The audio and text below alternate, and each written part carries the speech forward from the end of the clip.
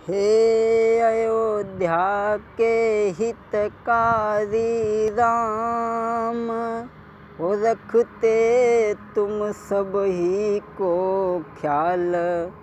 तेरी महिमा अजब निराली, तेरी महिमा अजब निराली। लाली राखो मेरी। हे भक्तन के रखवाले राम, ओ दुख झेले तुमने हजारों, लेकिन राखो मान सदा भक्तन को। राखो मान सदा भक्तन को, सहारे तेरे प्रभु। विनय कुमार कहें कर जोरी, प्रभु मेरे कंठ बिराजो। अरे मैंने आस लगाई तो पे, सहारे तेरे हरि। आदरणीय श्रोतागण, आज हम आप लोगों के सामने गरीब की किस्मत सुनाने के लिए जा रहे हैं। किसी राज्य में राजा विक्रमादित्य शासन करते थे। उनकी रानी ने एक पुत्र को जन्म दिया। और दोस्तों, ऐसा ही नहीं, अरे जाने सुंदर बेटा जाओ है, बको रूप न बरनो जाओ है। जाने हम रे तुम्हें बतलाई है, बाको रूप न बरनो जाओ है बाको। अब समय खुशी को आओ है, वो तो सबके मन को भाओ है। और रहे बिनय बतलाई है, वो तो। राजा विक्रमादित्य की पत्नी ने एक बालक को जन्म दिया। राजा ने काफ़ी दान लुटवाया। धीरे धीरे जब समय व्यतीत हुआ तो एक दिन एक बूढ़े ब्राह्मण राजा के सभा में आ जाते हैं। राजा ने कहा, ये ब्राह्मण देव, आप बताएं कि मेरा बेटा कैसा होगा। तो ब्राह्मण देव कहने लगे, तुम्हारा बेटा ऐसा होगा जो शासन को संभाल लेगा और तुम्हारे नाम को आगे बढ़ाएगा। कहने लगे, उसके भविष्य के भी बारे में बता दो। ब्राह्मण देव कहने लगे, तुम्हारे पुत्र की शादी एक गरीब लड़की से होगी। जो ये राजा ने बात सुनी तो कहने लगा, मेरे पुत्र की शादी किसी राजघराने में होगी, किसी गरीब लड़की के साथ में नहीं होगी। कुछ बता सकते हो इसके बारे में तो बताओ। आज ब्राह्मण ने अपनी झोली से एक किताब निकाली और उस किताब को खोला। उसमें उस कन्या का चित्र आ गया। वो राजा ने देखा और ब्राह्मण कहने लगा, ये तुम्हारे शासन से कुछ ही दूर एक गांव में इसका जन्म हुआ है। अब धीरे धीरे और समय गुजरा। ब्राह्मण देव तो चले गए। अब धीरे धीरे समय गुजर रहो, तुमको रहे बताई रे। कछु दिना के बाद आंगन में स्यानो बहु बलकारी रे। अरे सुंदर चेहरा थो बेटा को, जुल्फे नागिन सी लहराई। बात करत में खुले बती सी, तो बिजली सी चमकी चमकी रह जाई। अब तो नी है बलवान कहानी, आगे नहीं बनी। विनय होनी की है बात कहानी, आगे नहीं बनी। जब वो लड़का सियाना हुआ तो उस लड़का को राजा घर से बाहर नहीं जाने देते थे। एक दिन वो पुत्र पूछने लगा, पिताजी आप घर से बाहर नहीं मुझे जाने देते हैं, क्या कारण है? राजा कहने लगे, विक्रमादित्य मैं जो भी कर रहा हूँ तुम्हारे भले के लिए ही कर रहा हूँ। लड़का लौट जाता था। राजा की 50वां जन्मदिन आया तो सभी लोग इकट्ठे हुए। नगर में ढिंढोरा पिटवाया गया। सभी काम करने वाले लोग वहाँ आते हैं तो उनमें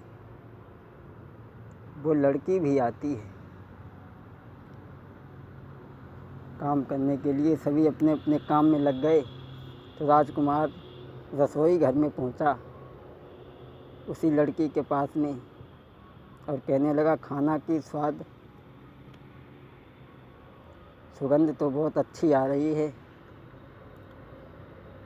क्या हम कुछ खा सकते हैं? तो उस लड़की ने खाना दिया तो राजकुमार ने वो खाना खाया, लेकिन वो लड़की इतनी सुंदर थी। अरे थी जो चंद्र बदन उजियारी, थी जो चंद्र बदन उजियारी, और देखन में लड़किनी बारी, और राजकुमार ने देखी जब सूरती, और वो दिल के बीच बस गई। अरे फिरी बचन उचारे बाने, अब तुम संग हमारे रहियो। अब राजकुमार और उस लड़की का प्रेम बढ़ता चला गया। धीरे धीरे धीरे धीरे जब काफ़ी वक्त गुजरा तो एक दिन दोनों गांव से बाहर मिलते हैं, पास में बैठते हैं। फिर राजा की जन्मदिन आया दूसरे साल तो सभा में सभी बैठे हैं, वो लड़की भी बैठी है, राजकुमार भी बैठा है। राजा ने उन्हें दोनों को बात करते हुए देख लिया। उसी समय वो ब्राह्मण देव भी आ जाते हैं। कहने लगे, राजा ब्राह्मण देव क्या है वही लड़की है? बोले हाँ। राजा सोचने लगे, गरीब की लड़की के साथ में हमारे पुत्र की शादी कदापि नहीं हो सकती। राजा उसे ले जा कर के मन में एक विचार किया कि इसे हम कहीं जा कर के छोड़ दें। तो राजा उस लड़की को लेकर के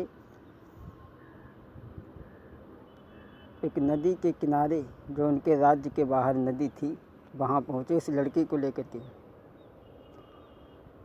थी राज्य के बाहर नदी एक, उस लड़की को ले वहाँ पहुँचे। थी राज्य के बाहर नदी एक, उस लड़की को ले वहाँ पहुँचे। पानी में उसे ढकेल दया, खुद वापस राज में आए हैं। पानी में उस लड़की को राजा ने ले जा कर के ढकेल दिया। अब इसका किस्सा ख़त्म हो गया। तब तक एक मलाह उसमें नाव चलाता हुआ आया, उस लड़की को निकाल लिया मछुआरे ने। और कुछ दिन तो वो लड़की बीमार रही। जब उसका सेहत उसकी सही हुई तो उसने सारी बात बताई तो लड़की बड़ी उदास हुई। और उदास होने के बाद में वो लड़की चली, उनकी सभा में जा कर के पहुँची। इधर राजकुमार भी दुखी था। तब तक वो लड़की सभा में पहुँची तो राजा ने देखा कि ये तो फिर बच गई। आज फिर से राजा ने योजना बनाई और राजकुमार और लड़की को दोनों को लेकर के उसी नदी के किनारे पहुँची। और राजकुमार की अंगूठी राजा ने हाथ से निकाल करके उस नदी में फेंक दी। उस लड़की से कहा, इस अंगूठी को ढूंढ करके लाओ, और अगर अंगूठी न मिले तो तुम हमारे राज्य में हमें कभी मुंह मत दिखाना, और अगर तुम अंगूठी ढूंढ करके ले आई तो राजकुमार की शादी हम तुम्हारे साथ में कराएंगे। ये वचन है हमारा। अब वो लड़की इस मछुआरे के घर पहुंची, सारी कहानी बताई। तो वो मछुआरा एक दिन मछलियाँ पकड़ने के लिए गया तो कुछ मछलियों को घर लेकर के आया। उस लड़की ने एक मछली उनमें से मांग ली, लेकिन अरे जब काटन बैठी मछली को तो सुनियो बात अगारी रे। चमत्कार एकु न्यारो भो ईश्वर की लीला न्यारी रे। जब उसने मछली काटी तो उसमें चमकने लगी वो अंगूठी, तो वो लड़की ने निकाली और झूमने लगी। राजा के दरबार में वो अंगूठी लेकर के पहुंची। राजा ने राजकुमार के साथ में विवाह किया, आनंद के साथ में रहने लगे। उमरिया पार हुई जाबे तेरी, भजो मन राधे गोविंदा। उमरिया पार हुई जाएगी तेरी, भजो रे मन राधे गोविंदा। राधे गोविंदा भजो राधे गोविंदा, उमरिया पार तेरी हुई जाएगी, भजो राधे गोविंदा।